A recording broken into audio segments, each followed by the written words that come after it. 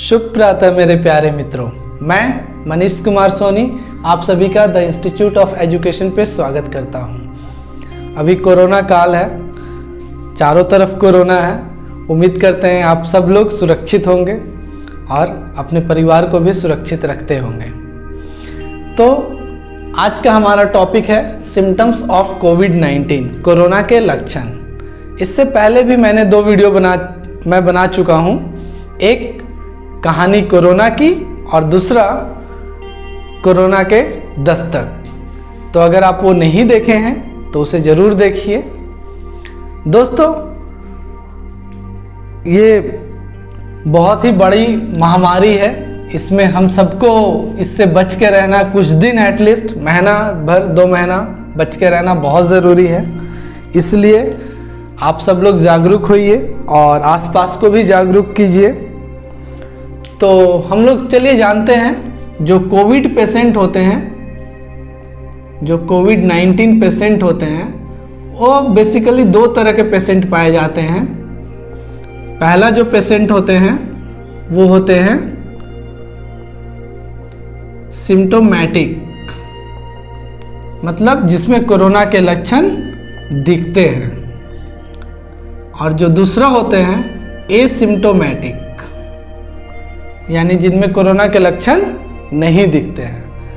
तो जिनमें कोरोना के लक्षण दिखते हैं हम इनके बारे में अभी जानेंगे डिटेल में, और जिनमें कोरोना के लक्षण नहीं दिखते हैं उनके बारे में तो या तो किसी दूसरे बीमारी का इलाज करा रहे हों तो उन्हें कोविड-19 का अगर टेस्ट कराना है तो पता चल सकता है, या फिर टाइम के साथ वो रिवील हो जाता है कुछ सिम्टम्स, तो वो टेस्ट कराते हैं, सिम्टोमेटिक हो जाते हैं तो पता चलता है, पर वो बहुत लेट से पता चलता है।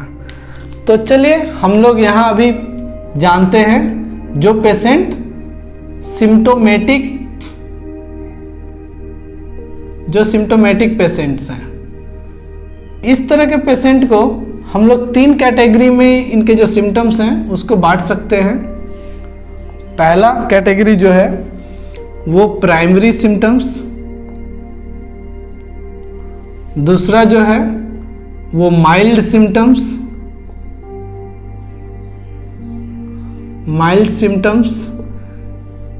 और तीसरा जो है वो सीवियर सिम्टम्स।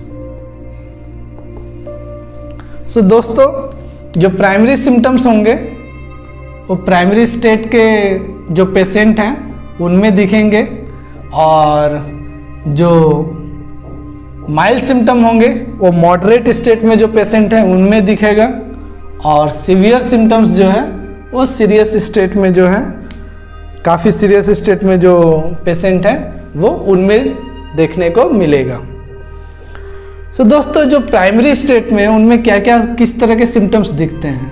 इनमें सारे सिम्टम्स नॉर्मल होते हैं, जैसे नॉर्मल फीवर, साधारण बुखार, चिल, सर्दी जुकाम,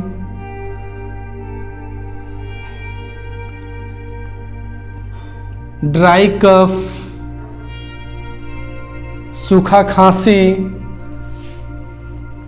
या टायर्डनेस, थकान का महसूस होना। ये जो 3-4 हैं प्राइमरी स्टेट के जो पेशेंट है उनमें देखा जाता है। जो मॉडरेट स्टेट में है, माइल्ड सिम्टम्स जो हैं वो देखा जाता है एक एंड पेन, बदन में दर्द होना, जो दूसरा है हेडेक,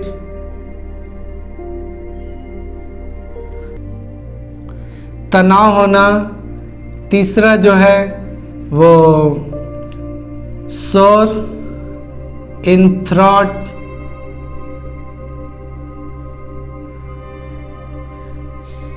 गले में खराश होना, चौथा जो है वो हो सकता है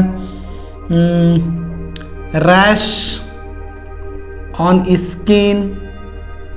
स्किन में दाना दाना कुछ आ जाना। पांचवा जो हो सकता है वो discolouration,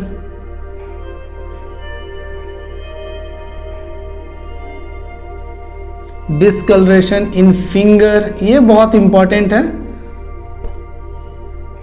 finger and टॉज,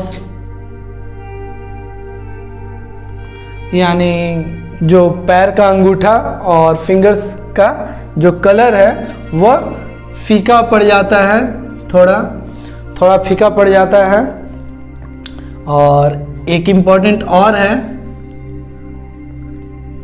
loss of smell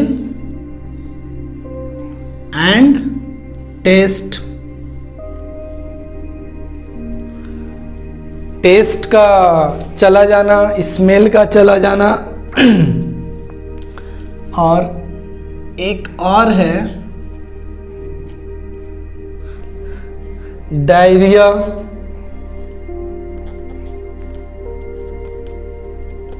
यानी दस्त का होना। तो ये 5, 6, 7 माइल्ड सिम्टम्स हैं जो मॉडरेट स्टेट में जो कोरोना के पेशेंट हैं उनमें पाए जाते हैं। सीवियर से जो बहुत सीरियस स्टेट में हैं उनमें जो सीवियर सिम्टम्स होते हैं वो होता है shortness of breath,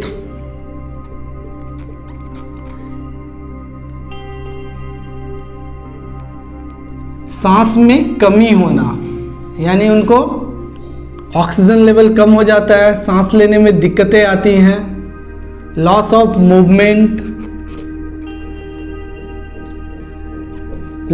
movement and speech, यानी उनका बोलना कम हो जाता है, बॉडी की मूवमेंट जो है वो कम हो जाता है। इस तरह के सिम्टम्स उनमें पाए जाते हैं। पेन और प्रेशर ऑन चेस्ट, सीने में बहुत ज़्यादा दर्द होना या फिर बहुत ज़्यादा दबाव फील होना सीने में, ये एक तीसरा तरह का सीरियस पेशेंट में पाया जाता है सिम्टम्स। चौथा, इनका जो फीवर है बहुत ज़्यादा हाई होता है, हाई फीवर।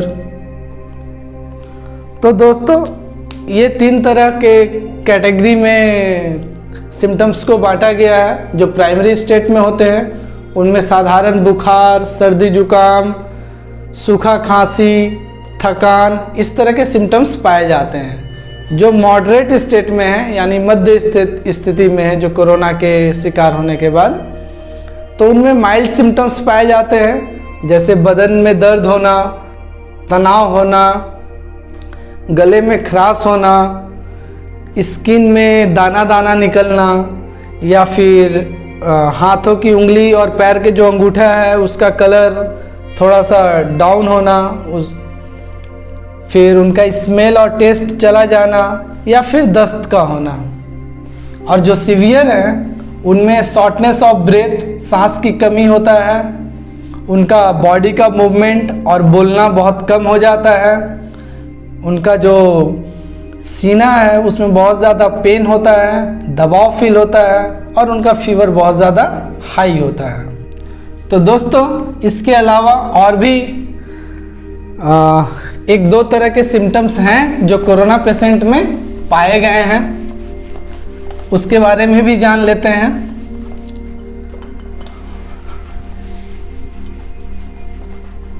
आँखों के रास्ते दिल में उतर के,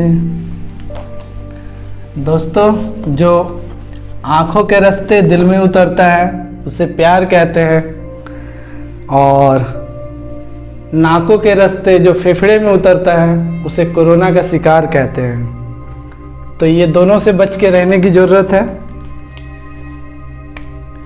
चलिए, एक जो सिम्टम्स पाए गए हैं वो हैं गैस्ट्रो इंटेस्टाइनल, ये पेट से रिलेटेड होता है। ओके, इसमें जो सिम्टम्स पाए जाते हैं वो हैं नॉर्मल पेट से रिलेटेड जो सिम्टम्स होता है, जैसे पेन इन एब्डोमेन, यानी पेट में दर्द होना। दूसरा जो है वो है वोमिटिंग, उल्टी होना, तीसरा जो है लॉस ऑफ एपेटाइट यानी भूख की कमी होना। इसके अलावा और भी आप लोगों ने सुना होगा कि कुछ कोरोना पेशेंट को हार्ट अटैक वगैरह से उनकी मृत्यु हो गई। तो ये जो होता है ये आता है न्यूरोलॉजिकल